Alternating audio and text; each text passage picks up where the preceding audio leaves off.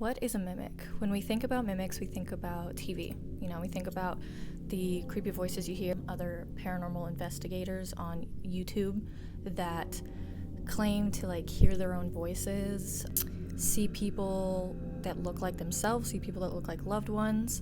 It's glorified in the media what a mimic truly is. It's a really wide category across all cultures, and something that needs to be a little bit more talked about. I think it's a very interesting topic that I think everybody will enjoy to hear about. So, what is a mimic? A mimic is an entity that imitates a person's voice and actions. More specifically, we kind of see mimics in videos where people are talking about how they thought their loved one was in another room doing something, and then they can hear their voices, they can hear things moving around, maybe even footsteps, and then in the other room, and then they walk out and it's nobody's there, nobody is home.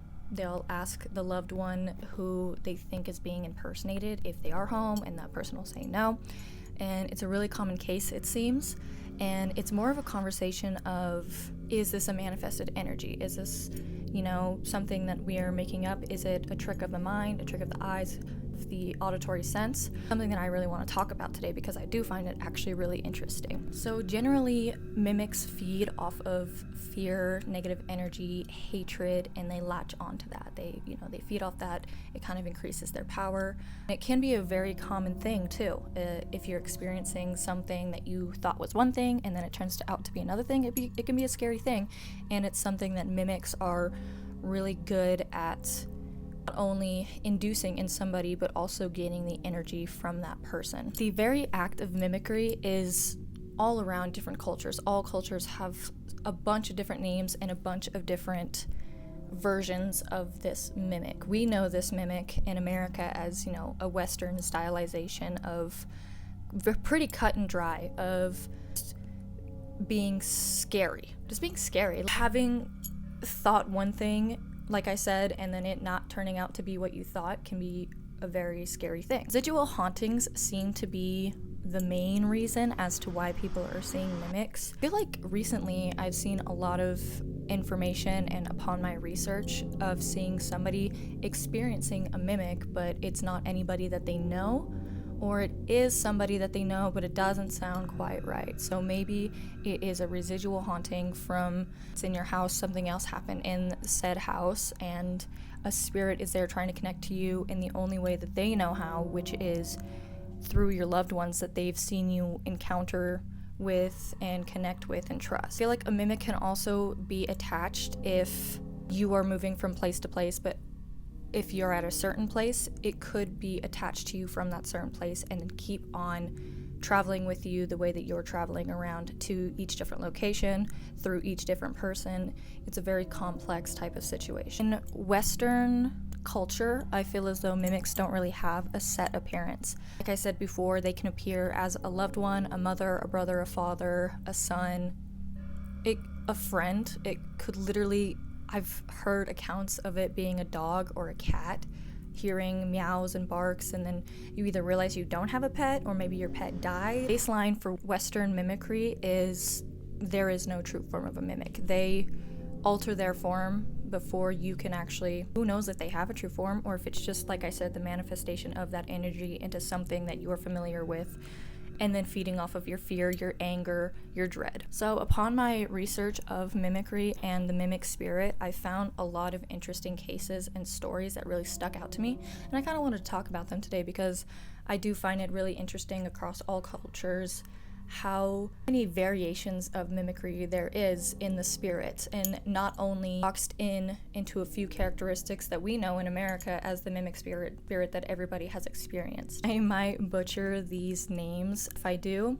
tell me about it, because they're all from different cultures. I don't know how to pronounce it, but I'm going to try my best. In Japanese folklore, the equivalent to a mimic is an obake. Again, I don't know if I'm saying that right. It derives or originates from the word bakaru. Like with mimics, this entity is known for shape-shifting and transforming. The term obake literally translates to the thing that changes. Mimics are a little bit more interesting than the Western mimic, simply because not only can they form into a person, but they can also form into animals, objects, and even foliage, plants. I'm honestly thinking of making a separate video based on Japanese folklore because there are so many different urban legends in Japanese culture, and I feel as though they kind of incorporate it into day-to-day life, unlike in America, where they're always portraying the folklore. It's throughout decades and centuries of everything going on in their culture and history, and I think it is something that they live by to kind of, stay cautious, stay safe, and also respectful. Obake in most adaptations, drawings, paintings, renditions, is often seen as a type of a lantern type spirit. The one that stuck out to me the most is this kind of umbrella shape that they kind of carry with one eye and a tongue and one leg, which I find to be actually really cute. I'm sure if people in the Japanese culture have seen it in real time, in person, it's probably not that cute, but with the renditions that I'm saying, it's actually kind of funny. But I've also seen another where it's lanterns with this long, dark black hair, kind of a pained expression, and almost humanoid features that go along into the lantern that honestly would freak me out. Honestly, it would. I don't know exactly what I would do if I saw that. I think I would probably turn heel and run, or maybe get paralyzed in fear and shit myself. There's no telling. Another story that really stuck out to me was the story of, and again, I might butcher it, but it's La Planchada, which translates to the Ironed One. This is a figure that appears in hospitals in Mexican cultures. Supposedly, it is a ghostly nurse who is said to walk the corridors of hospitals in kind of like the main metropolis, Mexico City, and tend to the sick. So the reason I added this to my mimic list is because this story has so many variations and renditions and interpretations of what actually happened to the nurse, but in a lot of stories I've seen, she is not only seen walking down the corridors, but also transforming into objects around. I don't know if this is to create a sense of security for the patients, or a sense of comfort, or maybe to show the patients that this spirit means no ill will. The reason she's called the Iron One is because she's often seen wearing perfectly ironed nurse's uniform, and a lot of sightings have stated that they see her like she came out of like the 1930s or the 1960s, roaming the corridors. Ghostly apparition of a woman. Some have claimed to see her floating, some as just a glow walking down the corridors, or someone who is translucent, just walking and helping the patients late at night. Well, she's a bit different from the list of mimics. I just had to throw it in here because her story is actually quite a sad one. It seems that her main goal in the afterlife is to just take care of the sick patients, help them out, make sure they're comfortable. Like I said, I'm gonna keep reminding you guys, I might butcher this pronunciation, so please do let me know. I do not mean to offend anybody with the way that I'm pronouncing this. Can't read, apparently. Hey, who knew? La Planchada was also known as Ilulia. Again, don't know if I'm saying that right. She was a passionate and caring nurse in the heart of Mexico City. She was well respected by colleagues and patients alike. The story goes that Ilula fell in love with a doctor at the hospital, and it seemed that the doctor had mutual feelings. After months of their secret affair, Ilula noticed a change in the doctor. He became distracted and distant, and his eyes wandered to a younger nurse. Hospital staff started noticing the drift between Ilula and the doctor, and later started calling the affair the clandestine affair. When Ilula returned home that night after a grueling shift, she went to sleep and she never woke up. It is theorized that she died from a broken heart, but a lot of people also think that it was just due to complications unknown, some mysterious reason as to why she passed so suddenly. And she was quite young. She was probably 29 or in her 30s. Ilula did not disappear after her death, though. A short time later, people started witnessing a very neat and tidy nurse with a well-put-together uniform walking the corridors of the hospital. After some time, people kind of started to piece together that she was just there to take care of really sick patients late at night, and then the next morning they would be miraculously healed. Many of the patients claimed to see Yulula walking around and just helping people out.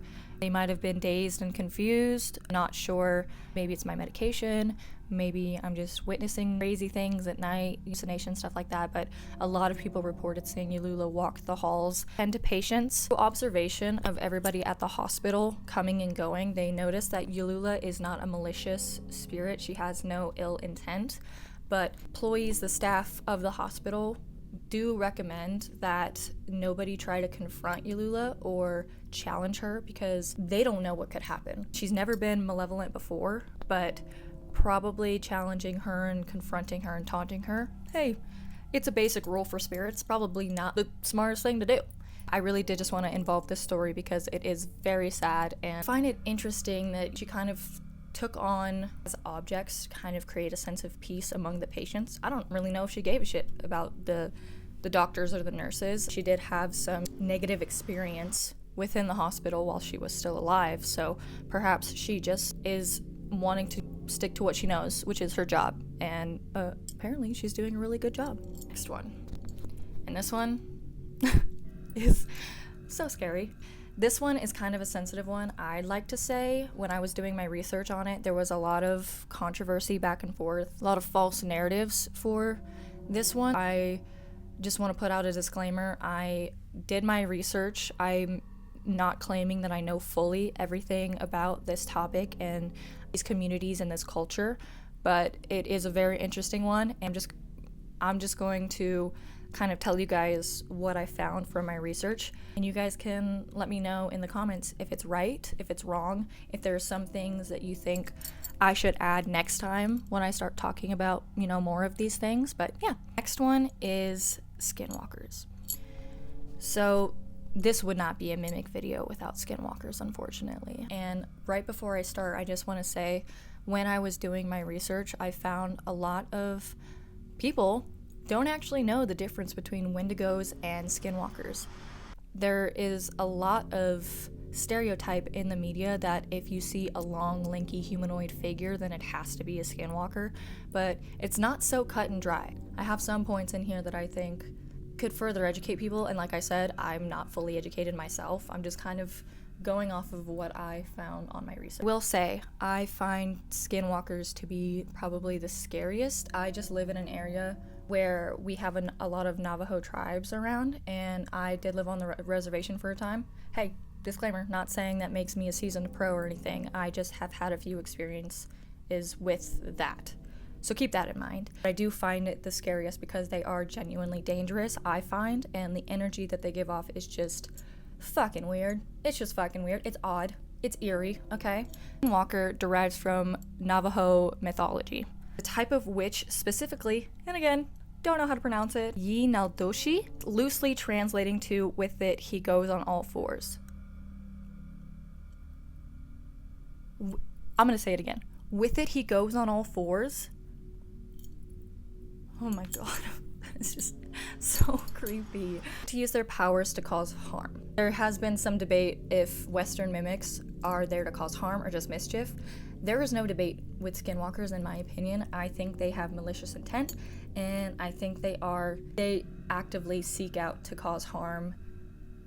Yeah, misfortune, and yeah, death. Even death. Yinaldoshi is said to be someone who has committed a heinous act like killing a family member to gain their powers and the ability to shapeshift. The very idea of skinwalkers is deeply embedded into Navajo cultures and beliefs. That being said, this interpretation can be different and vary based on each community and individual. That's not to say that they're any less dangerous, though. I also want to say the very power of skinwalkers is very interesting because they've been said to invoke illness, influence others, whether they act a certain way, incite anxiety, dread, anger. It can even cause their victims to lure themselves into their trap. On theme with them feeling their victims with dread, their presence often leads to fear and distrust in the Navajo communities, and there is a bit of taboo when it comes to wearing predatory animal pelts because it is said that it is a hiding place for skinwalkers. I kind of want to touch back up on what I was saying about how people can't really differentiate the difference between Wendigos and skinwalkers. We've talked a little bit about skinwalkers already. The basic rundown, not trying to generalize at all, these are witches who committed a unspeakable crime to their family members to get their power and the ability to shapeshift.